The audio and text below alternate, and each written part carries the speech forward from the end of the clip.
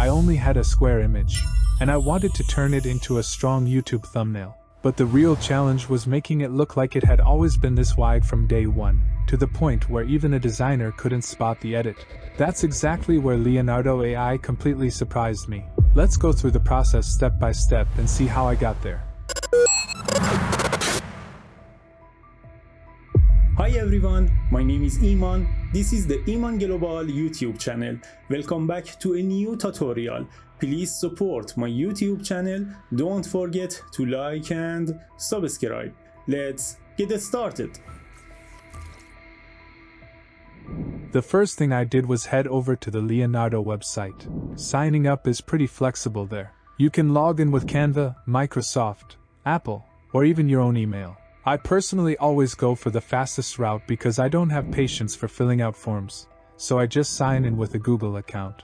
Right from the start, Leonardo is pretty generous. After creating an account, you get 150 tokens as a welcome gift, and even if you burn all of them in a day, they get refreshed again the next day and every day after that. Free is my favorite price, really hits different here. With these tokens, you can even access some of the premium features. From the left menu, I click on More, and from the list that opens, I choose Canvas Editor. If you're an editor, this environment feels familiar almost instantly. To move around the canvas easily, I just grab the hand tool. For zooming in and out, there are plus and minus buttons at the top of the screen, but I personally just use my mouse scroll like I always do in editing software. I upload my image either with the upload button or by simply dragging and dropping it into the workspace.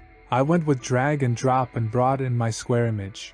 I zoom out a bit and reposition it using the Move tool. That empty frame you see is exactly the area used for the extend process. You can resize it however you want, shrink it, expand it, or place it around any side of the image to decide where the AI should rebuild and extend the scene. For my case, I placed the frame on the left side of the image. In the Advanced Control section, you can fine-tune the size either by dragging the handles or entering exact numbers manually.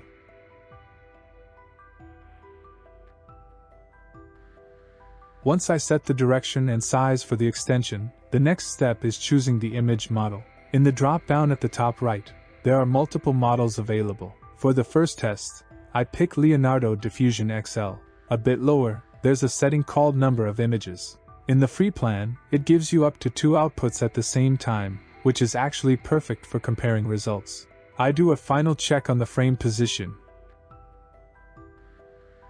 and in the prompt box I simply type extend image. Since I'm only trying to extend the scene and don't want to overthink it, I keep it super minimal. Sometimes the simplest prompt really does the best job.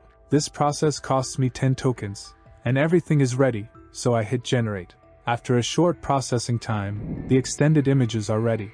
I switch between the 2 outputs using the arrows to compare them. The lighting and color blending in the extended areas look insanely natural. Both results are solid, but I personally lean toward the first one and select it. I cancel the rest for now. Technically, I could stop here, but curiosity kicks in, so I decide to test other models just to see if I can get even better results.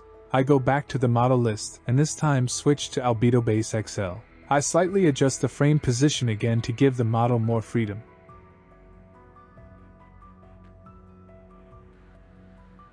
This also costs another 10 tokens. I run the generation and after a short wait, boom, the results are in. The extended areas from AlbedoBase XL look really clean, and the lighting and color match the original image almost perfectly. Based on my experience, this is one of those models you can reliably trust for this kind of work. Next up, I try another model.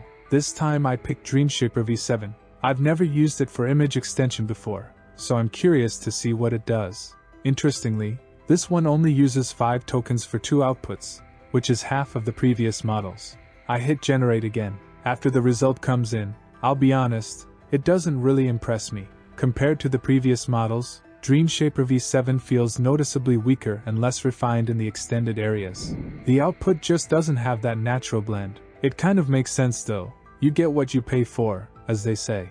At this point I've tested multiple models and cancelled most of them, but I still want that perfect thumbnail result. So I go back to the first model again, Leonardo Diffusion XL.